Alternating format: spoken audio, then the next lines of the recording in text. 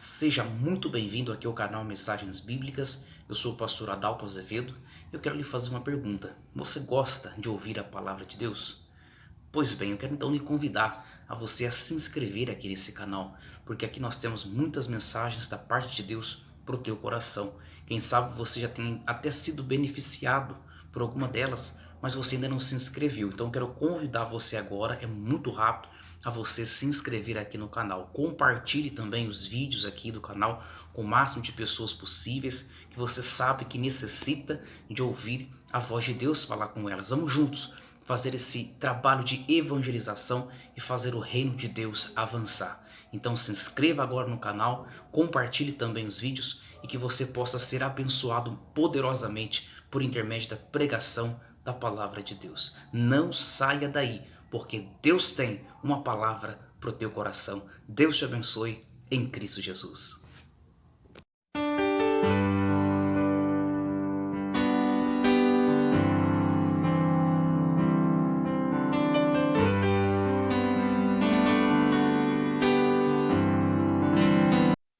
Para que se cumprisse o que fora dito pelo profeta Isaías: aqui está o meu servo que escolhi, o meu amado, em quem tenho prazer. Porei sobre ele o meu espírito, e ele anunciará justiça aos gentios. Não discutirá, nem clamará, nem se ouvirá pelas ruas a sua voz. Não esmagará o caniço quebrado, e não apagará o pavio que fumega, até que faça triunfar a justiça, e no seu nome os gentios terão esperança.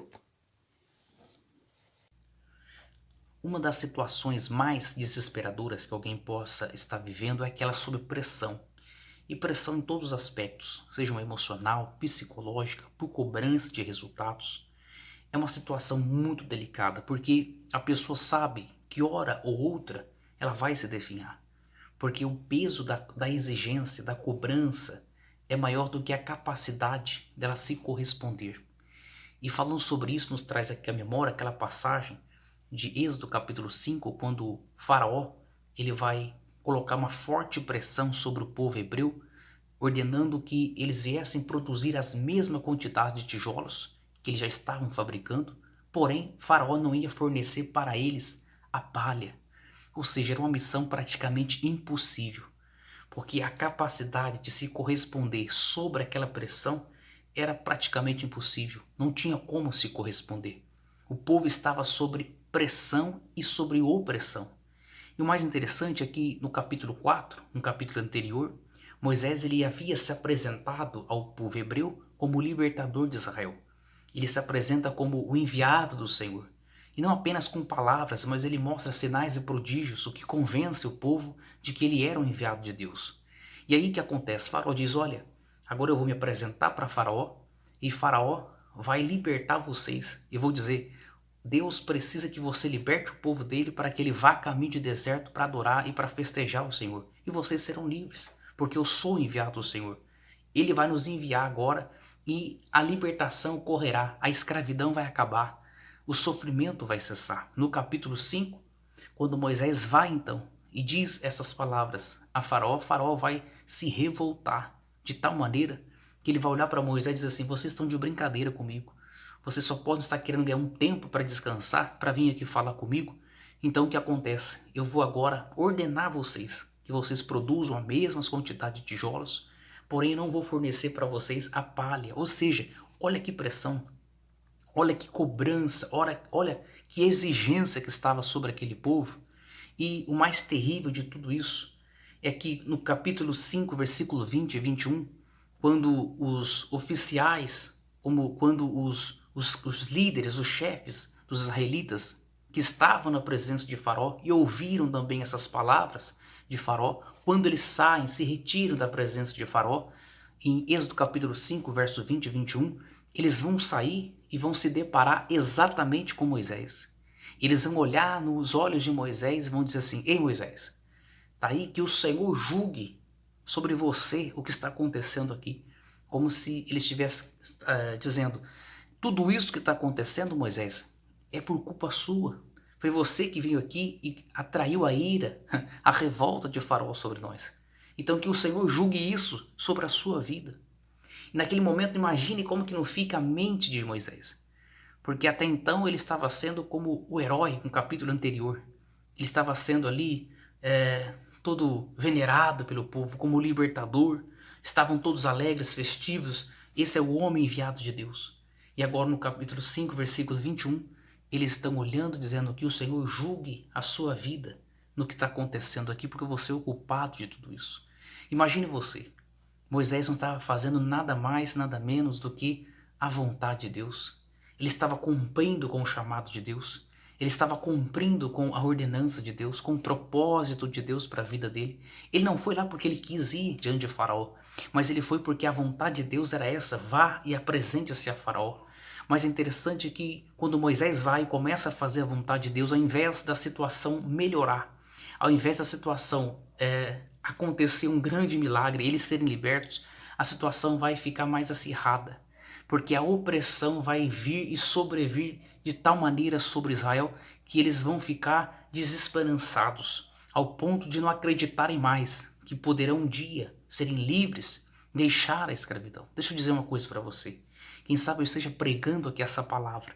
Há pessoas que estão dizendo assim: meu Deus, quanto mais eu ouço a sua voz, quanto mais eu digo sim ao teu chamado, quanto mais eu digo sim à tua vontade, parece que a opressão ela vem sobre mim, o peso da exigência, o peso da cobrança sobre mim é maior do que a minha capacidade de se corresponder, porque ao invés das coisas melhorarem, as coisas estão piorando, eu não sei o que está acontecendo, Deus. Quanto mais eu ouço a sua vontade, quanto mais eu ouço a sua voz, parece que a opressão do adversário mais sobrevém sobre a minha vida. Mas deixa eu dizer uma coisa para você. Quando Moisés ele se retira dali, ele vai orar ao Senhor. Ele diz: Deus, olha só o que está acontecendo. Por que tu permitiste tudo isso? Aí no capítulo 6, verso 1 e 2, Deus vai trazer a resposta para Moisés. Deus diz assim para Moisés: Moisés, fica tranquilo, porque a forma que eu vou agir aqui é uma forma totalmente diferente do que eu já agi até aqui, né, durante toda a história. Porque Abraão, Isaac e Jacó não conheceram o Deus de Israel, o Deus com mão forte, o poderio do Deus de Israel. Mas com vocês vai ser diferente. Com vocês eu vou agir e manifestar o meu sobrenatural, os meus sinais e maravilhas, os meus sinais e prodígios. A minha mão forte é que vai libertar vocês aqui dessa escravidão. Por isso eu preciso que a situação fique mais apertada. Por isso eu preciso que a situação fique mais acirrada. Por isso eu preciso que a situação fique mais a contrária ainda. Por quê? Porque quanto mais impossível estiver, mais a minha mão forte vai se revelar. Mais vocês irão conhecer o Deus de Israel, o Deus Todo-Poderoso, o Deus que faz prodígios, o Deus que faz maravilhas, o Deus que faz milagre. Quem sabe essa é a resposta de Deus para o teu coração. É por isso que a situação parece não ter melhorado em você ser obediente à voz de Deus, em você estar dentro do propósito de Deus. Você não está vendo mudança, você não está vendo a coisa melhorar, mas Deus está dizendo: tudo isso faz parte de um propósito, porque quanto mais difícil fica, mais a minha mão vai poder revelar o grande poder dela sobre a sua vida. E se prepare para experiências sobrenaturais que Deus vai revelar na sua vida e na sua história e na sua jornada. Louvado seja Deus por isso. Mas veja que era uma situação de opressão. A exigência, o peso sobre eles, a cobrança era muito maior do que a capacidade de Israel se corresponder com aquilo. E o texto que nós lemos aqui é um texto glorioso, porque o texto vai dizer assim que ele não esmagará o caniço quebrado. Isso é extraordinário, porque o que está acontecendo aqui é um cenário onde os fariseus estão tentando pegar Jesus em alguma coisa errada para poder condená-lo segundo a lei. E é interessante que os fariseus, eles representavam aqui aqueles que defendiam a lei, aqueles que guardavam a lei. E preste atenção, o período aqui, da dispensação qual Jesus está vivendo, nesse período aqui dessa passagem, é o período da lei, onde as pessoas que quisessem agradar a Deus, que quisessem servir a Deus com a sua vida e a sua vida ser agradável ao Senhor, elas deveriam ser fiéis à obediência da lei, à lei mosaica que Deus deu a Moisés. E eles tinham que obedecer toda a lei. Não bastava apenas obedecer 612 leis e uma única você não obedecer, porque era composta por 613. Se a pessoa obedecesse 612 e uma única ela não correspondesse em obediência, ela então seria considerada culpada de desobedecer toda a lei. Com outras palavras, é praticamente impossível alguém conseguir ser agradável a Deus, alguém conseguir vivenciar a vontade de Deus mediante a lei. Os 10 mandamentos mesmo que nós temos, lá em Êxodo capítulo 20, se nós observarmos os 10 mandamentos, muitos de nós não conseguimos, a maioria do ser humano não consegue executar os 10 primeiros mandamentos, que é uma coisa que se torna muito mais, a capacidade de nós correspondermos com ele é menor do que parece que o peso naqueles mandamentos. Então nós vemos que na lei, praticamente o homem ele está oprimido, porque a cobrança, a exigência sobre a responsabilidade do homem, ele corresponder com aquilo, com aquela obediência, para então ser aceito a Deus, para então poder ter comunhão com Deus, para então poder ter um relacionamento, uma experiência com o Senhor, é praticamente impossível. Porque o pecado, ele se torna um agente em nós que complica toda a situação, porque quando a gente quer fazer algo, a gente não consegue por causa do pecado. Paulo vai dizer isso. Maldito homem que sou, miserável homem que sou. Quem me livrar do corpo dessa morte? Porque o bem que eu quero fazer, esse eu não faço. O mal que eu não quero, esse eu já estou logo fazendo. Porque o poder do pecado é sobre mim. Então, como que um homem na situação como essa que nós estamos vivendo, que a humanidade vive, irá conseguir corresponder com as exigências da lei? E era exatamente o que acontecia aqui. Porque o que acontecia nesse exato momento era os fariseus defensores da lei. E em uma outra passagem, Jesus vai dizer que os fariseus colocavam um fardo pesado sobre os ombros dos seus ouvintes, mas eles mesmos não carregavam aquele fardo, nem sequer um peso de uma pena eles carregavam. Mas eles colocavam um fardo pesado sobre o povo. Por que esse fardo era pesado? Porque eles cobravam a respeito da exigência da lei. Então imagine você, aquele ser humano que queria agradar a Deus, que queria ser agradável ao Senhor, ter comunhão com Deus, ser perdoado.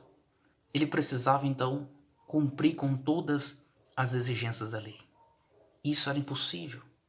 Então o homem se tornou como alguém oprimido sobre a lei. Não que a lei fosse ruim, a lei é boa, Paulo vai dizer em Romanos.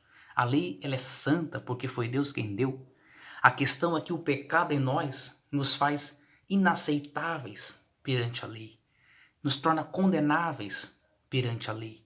E alguém que a lei condena é alguém que não pode ter relacionamento com Deus. Alguém que a vontade de Deus está condenando, essa pessoa não pode se relacionar com o Senhor. Então, como o ser humano iria corresponder com as justas exigências da lei, se ele não conseguia? Então, a humanidade se encontra aqui carregando sobre si um fardo, uma opressão gigantesca. O peso da cobrança, da exigência, é maior do que a nossa capacidade de corresponder.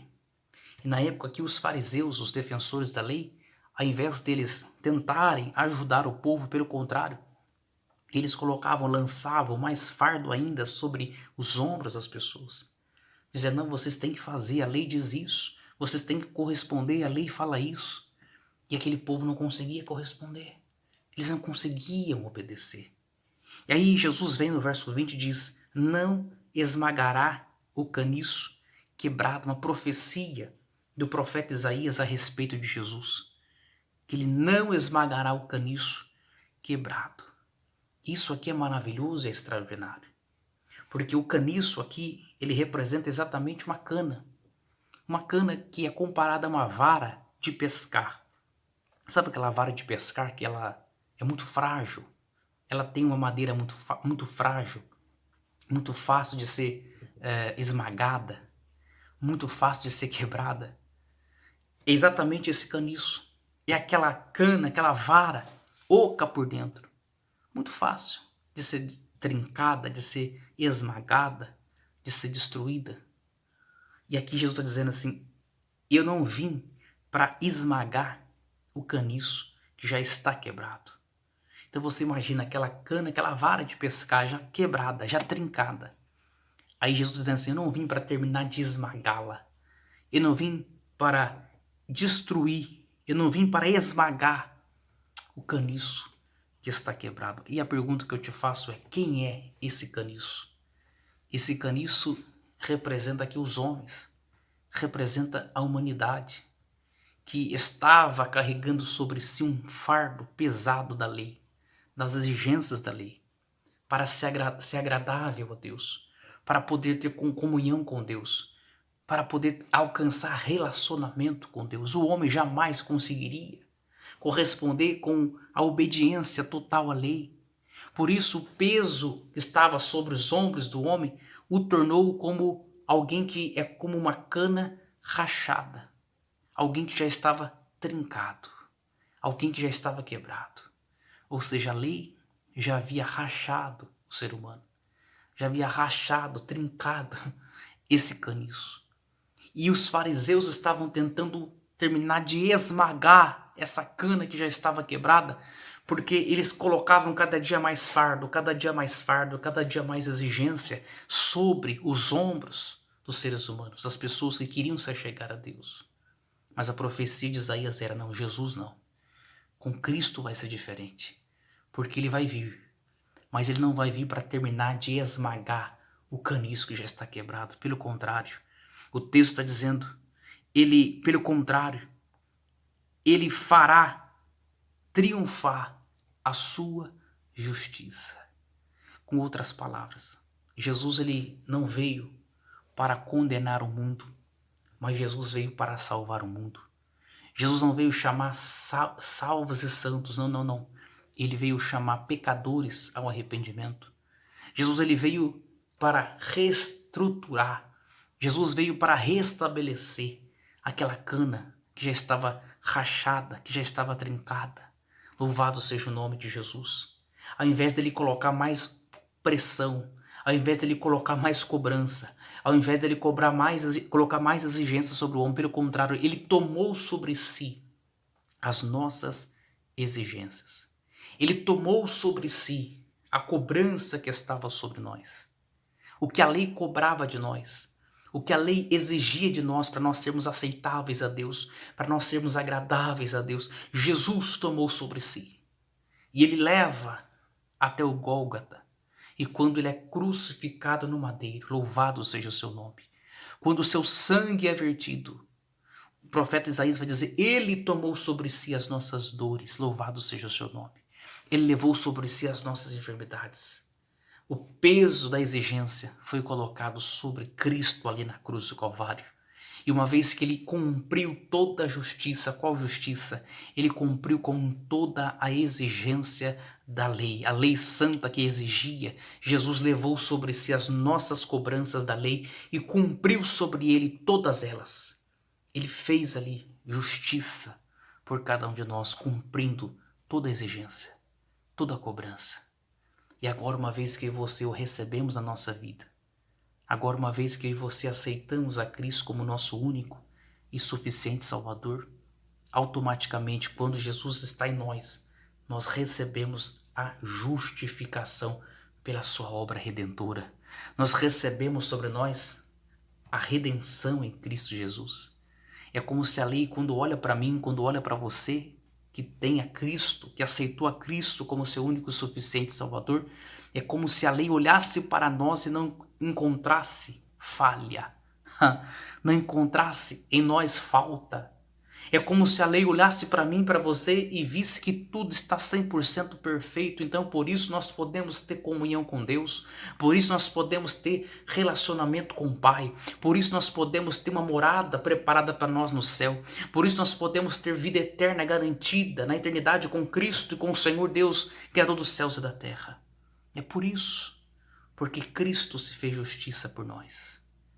E por isso, nesse ato de glorificação, de redenção, de remissão por nós, de justificação por nós, Jesus, ao invés de ele esmagar o caniço, que já estava rachado, Jesus ele vai reestruturar esse caniço, aleluia, Ele vai dar vida a essa cana, louvado seja o nome de Jesus.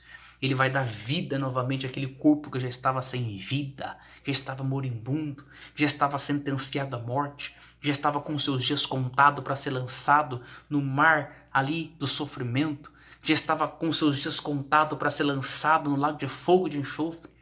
Todavia, o Senhor, ele veio com seu ato de justiça, e ele veio para nós, e ele veio para nos justificar e para nos sarar da nossa ferida. Ele veio remover de nós o fardo pesado. A palavra do Senhor diz em Mateus capítulo 11, versículo 28, vinde a mim todos os que estáis cansados e sobrecarregados, porque eu vos aliviarei. Tomai sobre vós o meu jugo, porque o meu jugo e o meu fardo é suave e é leve. Louvado seja o nome de Jesus. Quem sabe eu esteja pregando essa palavra. Há pessoas que estão aí se autocobrando porque você não consegue estar num padrão que Deus quer, porque você não consegue corresponder com as vontades de Deus. E quem sabe você está alguém que está se observando muito pelos feitos, pelos seus atos, pelas suas obras. Deixa eu dizer uma coisa para você, não é pelas nossas obras que nós seremos salvos, mas como já está sendo pregado, seremos salvos pelo ato de justiça que Cristo operou por nós na cruz do Calvário, porque ele reestruturou o nosso caniço que estava rachado. Ou seja, você deve se apegar unicamente à obra do Calvário. Você deve se apegar unicamente para se justificar na obra de Cristo. Você deve unicamente se apegar na obra da graça. E quem sabe você fica aí, é alguém que não consegue nem mesmo orar, é alguém que não consegue nem mesmo se prostrar diante de Deus de vergonha, porque você fica se cobrando. Você se cobra, você se cobra, você se cobra, dizendo eu não consigo agradar a Deus, eu não consigo estar no ponto que Deus quer, eu não consigo ser agradável ao Senhor, eu não consigo vivenciar a sua vontade como eu tenho que viver. E aí, nesse processo, você fica se automutilando, se autoflagelando, e você não consegue ter comunhão com Deus, não consegue desfrutar o teu amor, não consegue desfrutar a sua graça, não consegue receber sobre si o perdão dos seus pecados. Deixa eu dizer uma coisa para você. A graça do Senhor, ela nos basta. E o seu poder nos aperfeiçoa na sua fraqueza. É claro que a graça não é uma porta aberta para que você venhamos viver de qualquer maneira, abraçando o pecado, né, nos entregando ao pecado. Não é isso. Porque um dos sinais de que alguém compreendeu a graça é aquele que não tem mais prazer no pecado. Pelo contrário, é aquele que ama unicamente agradar a Deus, servir a Deus, o seu prazer está na vontade de Deus, o seu deleite está em ser louvável a Ele, em estar na presença dEle, em poder estar com Ele na eternidade. Por isso, o efeito da graça é sobre a sua vida. E aí, o Senhor libera essa palavra, minha graça te basta. Porque não é pelas suas obras, não é pelas suas atitudes e ações, mas é pelo que o Senhor Jesus ele fez.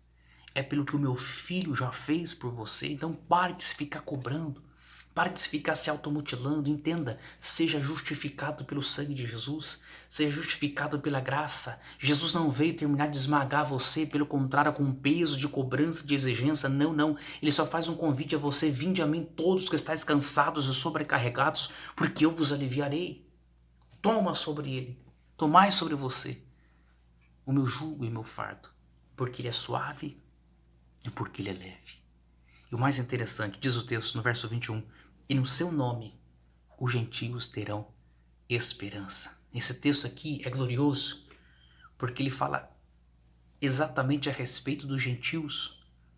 E os gentios, ele é exatamente nós, todos os povos da terra. Aquele que não é judeu, aquele que não nasceu lá em Israel, aquele que não é israelita, porque esse é o povo escolhido do Senhor.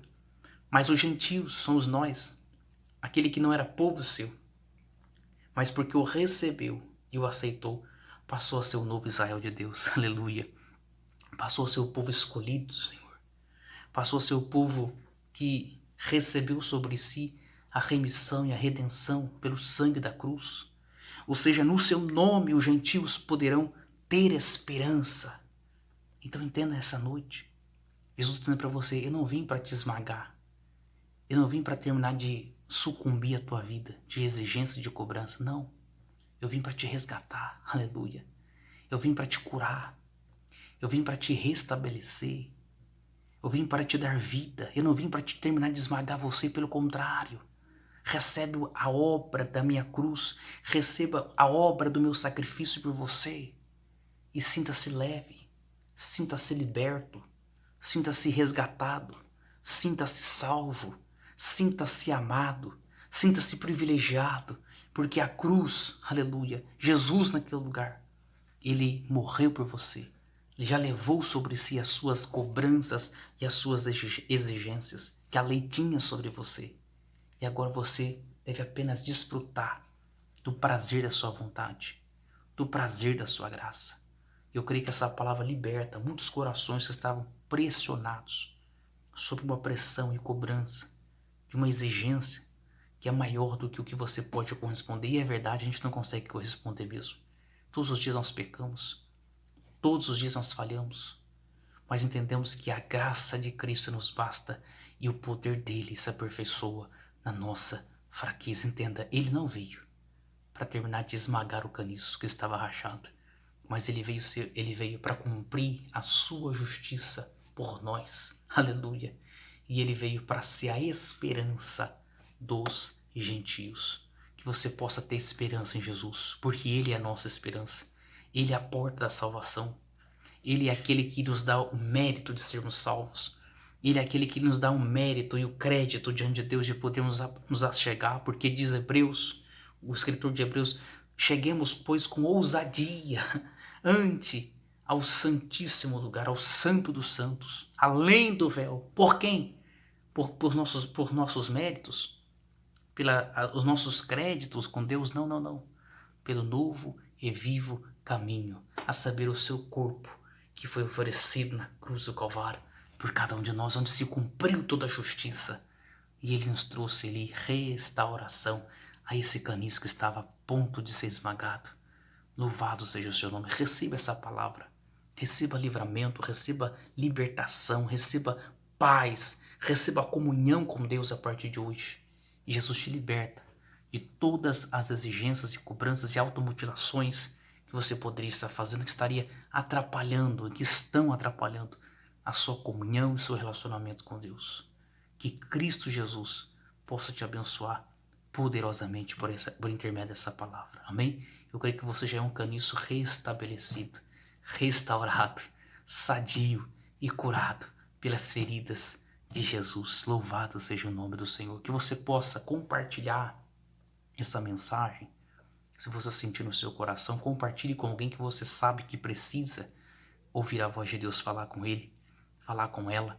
E se você, quem sabe, ainda não é inscrito no canal, quero convidar você a se inscrever aqui nesse canal, porque aqui nós temos sempre mensagens de Deus para o teu coração. Se você gosta de ouvir a palavra, se você gosta de receber direção de Deus por intermédio da palavra, você está no lugar certo. Por isso, quero convidar você a se inscrever no canal, você possa ativar o sininho de notificações, para que sempre que mensagens novas forem postas aqui no canal, você possa de primeira mão receber aí e estar participando, se deliciando da palavra do Senhor Jesus. Que Deus abençoe a sua vida e até o próximo vídeo, se Deus quiser.